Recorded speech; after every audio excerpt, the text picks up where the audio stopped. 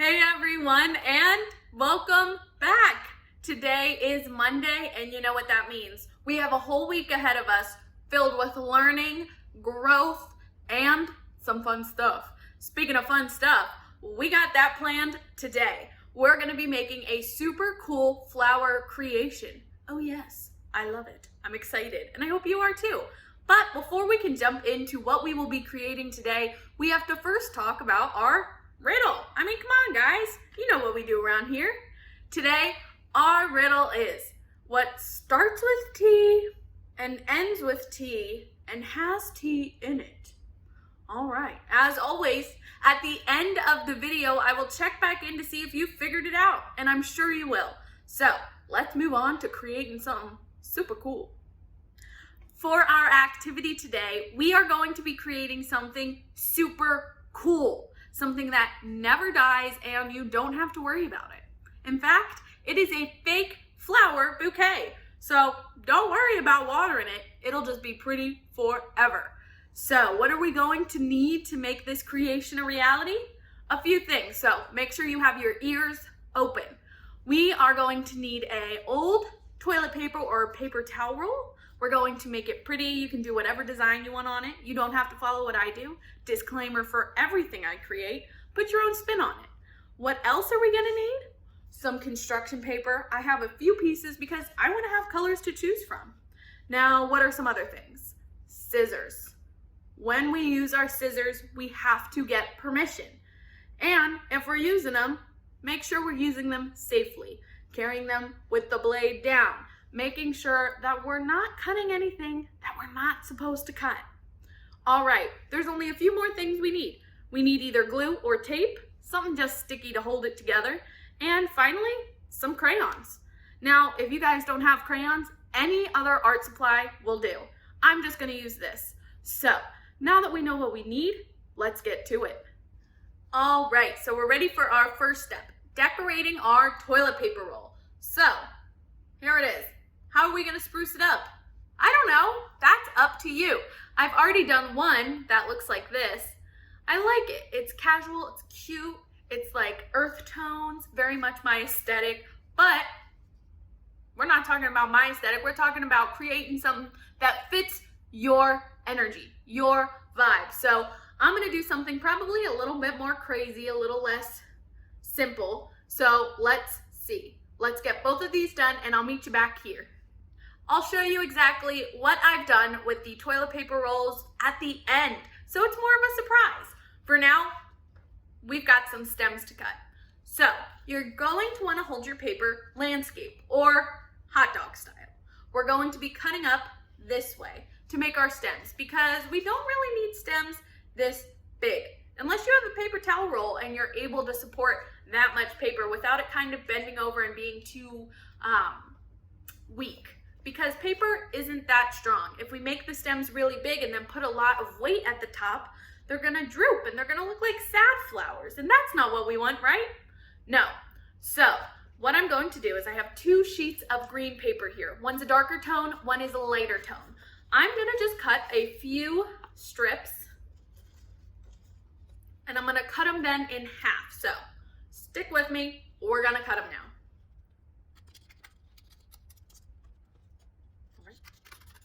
There's one.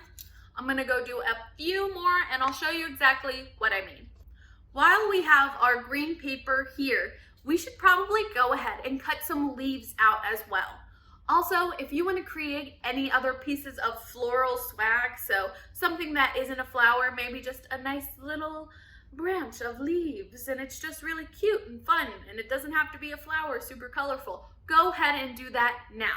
I'm gonna go back to cutting some stems and like I said, I'll show you guys at the end. Our next step is cutting out our flowers. So I know right now that kind of looks more like an umbrella, but flip it this way, it kind of looks like a cute little tulip. So what you're going to want to do is now pick your colorful sheets of paper. Right now I just have pink. I'm going to be doing the same on purple and orange as well to make my flowers. So whatever shape you want to do, whatever color you want to do, we also are not finished coloring them yet. So don't worry, they're not going to look this simple. This is just to cut them out. So let's get started. Get tracing on your flowers, and I will meet you back here once I've cut them all out from all my sheets of paper. Okay guys, so I just finished tracing and cutting out and taping all my flowers together. So here's what they look like. Here's just a few of them. I'm gonna save the rest for later because they're real cute. So nothing too crazy, just something simple and cute that I would like to see in my house, that I would like to see and have spark joy. Say, oh, I made that, that's cute. So what are we gonna do now? We're gonna glue these guys or tape them to their stems. So let's get moving on. Okay guys, so I'm finally finished, finally done. Coloring, cutting, tracing, taping, gluing, all the above are finished. And I've got my final project. Are you ready to see it? I know you are. So here you go. Look, I do have to hold it on the bottom. As you see, I've got something on the bottom because toilet paper rolls are empty. It's 2 holes, it's just a cylinder. So in order to show you without these guys falling through or looking funny, I gotta hold it. So this is our first one. I thought she came out very nicely. And our second one. Now this one is my favorite. I gave a sneak peek. Pretend you didn't see that. So this one is my favorite. I like not only the flowers I have in here, but I also really like this vase, the toilet paper roll. I like how I colored it. I thought it was cute. I thought it was fun. So here we go. Here's the second one. You can see this one is themed love. I've got a heart here. I've got a heart here. So we're all about kindness and love. So that's it, guys. That is how we make our undying, around forever, never gotta water them flower bouquets. I hope you enjoy it, and I hope that you go and make your own, and I hope you do it 10 times better, have a blast, and make something you really enjoy. Because I can tell you right now, this one's going on my windowsill, but it won't need any light, so maybe it'll just go on the table.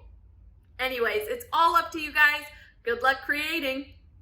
Today, our positive action is going to focus on not our brains, not our emotions, not even really our body. We are going to be focusing on table manners. I know, it's a little bit off topic from what we normally cover, but I think it's important because we don't want to be in a situation where we don't know what to do, right? The most important thing to remember if you're eating at someone's house is to be kind and be respectful always, and to, even if you don't like the food, have a no thank you bite, right? It's polite when someone makes you food to just give it a try. Now, this is very different than if someone is on the side of the road in a car that you don't know offering you food. You don't go with them. But if you're at a friend's house eating a meal and their mom cooks you something, you give it a no thank you bite. You try it. And if you can, you eat it because that's polite. Now, what other things should we know?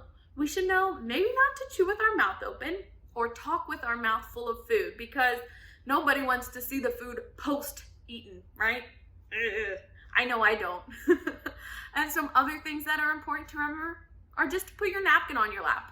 Now, why? Because I know that when I'm eating out or I'm at someone's house and I have a napkin on my lap, I know my pants are gonna be safe. I'm not gonna stand up and have a bajillion stains because as much as I like to think I am the most cleanest, happiest eater, no, I still make a mess. Ketchup, mustard, all the sauce ends up on that napkin. So just do yourself a favor, set yourself up for success because then that's one less pair of jeans you have to wash, right? These are just little tips and tricks to set you up for success outside of our brains and our bodies. So I hope you use them and I hope that this helps. So now that we've talked about some table manners, let's scoot on over to reading our book, Super Fudge. Oh, hey, didn't see you there. So what was I reading? I was reading our book, Super Fudge by Judy Blume. We read this at the end of every video until we complete it and move on to the next one. So if you haven't been caught up on what we've been reading, I really do suggest going back, finding the video where we start and jumping in there. So that way you don't miss anything because this is such a fun story. Now, For my folks who have been watching, you guys know that Peter had just walked into an art store when he saw his best friend's dad's art piece there. I think his name was Frank Fargo. So Jimmy Fargo's dad, Frank, had an art piece there. He remembers seeing it in their apartment in New York. And when he walked in, it seemed like he had a little bit of a crush on the lady on the art curator in the store. So let's jump back in and see exactly what happens. "Hello, what can I do for you?" she asked us. We were wondering about the painting in the window. The white one with the circles. It's called Anita's Anger, and it's by Frank Fargo. I told you, I said to Alex, who didn't seem that interested. "I know him," I said to the giraffe neck. "He's my friend's father." "Really?" she asked. "Yes." "How much does it cost?" Alex asked. $2,500, she told him. "What? For what?" "Well, yes, because he's becoming famous." "But it's nothing," Alex argued. "I bet I could paint the same thing in just an hour." "Just like Dr. Seuss wrote a book in an hour," I muttered. "What's that got to do with it?" Alex asked. "Nothing. Forget it. It may look simple," she said, "but I assure you, it takes a lot of talent to paint that way." That night, I asked my parents if they knew Frank Fargo was becoming famous. "Yes," Dad said. "Didn't you?" "No. Nobody ever told me. Nobody ever tells me anything. Mom and I are considering one of his paintings in the gallery downtown." "The white thing with the black circles and the red square?" "That's the one," Dad said. "Do you like it?" I don't know. It sure does cost a lot." "That's not a problem," Dad said. "But now that I'm going back to work," Mom began, looking for her needlepoint. "You're going where?" I asked. "Back to work," she told me. "I've been offered a part-time job by Dr. Monroe, a dentist in town." "I thought you were sick of teeth," I said. "I thought you wanted to study art history." "Art history will just have to wait for now," Mom said. "For now, I've decided to be more practical." I looked at Dad. It's because of the book, I thought. That stupid book. You wouldn't have to be practical if Dad was president of the advertising agency, would you? "Peter!" Mom sounded angry. "That's not a very thoughtful thing to say." I didn't care if she felt angry because I did too. "It's all right, Anne," Dad said. "I think I know what Peter's getting at. He'd like me to be president of the agency. Right, Peter?" "Well, sure, who wouldn't want their father to be president?" "But I don't want to be president of the agency," Dad said, "and you've got to try to understand that. I don't want to write my book, though. And sometimes you've got to do what's really important to you, even if it's not practical." "And I never said I was sick of teeth," Mom added. "I said I wanted to think about changing my career. So I'm thinking. It would be nice to have a job again, and if Daddy weren't home writing his book, I wouldn't be able to leave Tootsie. So it's all working out, you see?" "No," I said, "everything's different." "What do you mean?" Dad asked. "I don't know, just everything. Mom going back to work, you writing a book, us living here, Tootsie being born, Fudge going into kindergarten, me into 6th grade. Everything is different." "And you don't like it?" Mom asked. "Is that what you're trying to say?" "I don't know if I do or don't. Change takes some time getting used to," Dad said. "But in the long run, they're healthy." I didn't feel like listening anymore, so I said, "Can I call Jimmy tonight?" "Sure," Dad said. "Go ahead." Jimmy answered the phone. "Hey, how's it going?" he asked. I could tell that he was eating something. "I don't know," I told him. "Everything's different. I can't get used to it." "Well, everything's the same around here, except that you're gone." He must have swallowed it because his voice had cleared. He told me about school and about our friends, and about the way Sheila Tubman is telling the whole world how much she misses me. And then he said, "Peter, I have a confession to make." "What's that?" "I've been using your rock, not just sitting on it, but using it." "You know what I mean." "It's okay. Don't worry about it." "No kidding?" "No. You're a great friend, you know that? A really great friend." "I have a confession too. I've been using my crystal not just looking at it, but using it to sleep at night. Oh, he said. So I guess we're even, I said. I guess so, but it didn't sound like we were the world's greatest friends anymore. I saw a painting by your father today, I told him, ready to change the subject. The white one with the black circles and the red square. Oh, that one, he said. My father painted that one right before my mother left for Vermont. One night they had a big fight and she threw red paint on the canvas. And that's how the red square got there. And that's why it's called Anita's Anger. I didn't know what to say because Jimmy never talks about his parents' divorce. So I changed the subject yet again. Do you know how much it cost?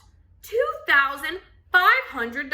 Can you believe that? Would anybody pay that? Shows how much you know about art, Peter. It sounded as if he had something in his mouth again. Pretzels, I thought. My father's last 3 paintings were sold for over $2,000 apiece. So before you go opening your fat mouth, you should find out what you're talking about. And he hung up. Great. Just what I needed. My best friend hanging up on me. He'll probably call back in 10 minutes, I thought. But he didn't. Aw, I'm sad. That stinks when you get in a fight with someone you care about, especially a close friend that you're not actually physically close to anymore. So we'll leave it there and we'll move on to a lighter note. I'm talking about our riddle. So our riddle, if you guys remember, was, I thought, pretty fun. So riddle was, I have tea in me. I start with a T and I end with a T. What am I? Did you guess it? I'm sure you did. All right, the answer is teapot. Get it? Starts with a T, it ends with a T, and guess what? You can make tea in it. Now I think I'm gonna go have some tea. I hope you guys enjoyed this video, and thank you guys for watching. Bye.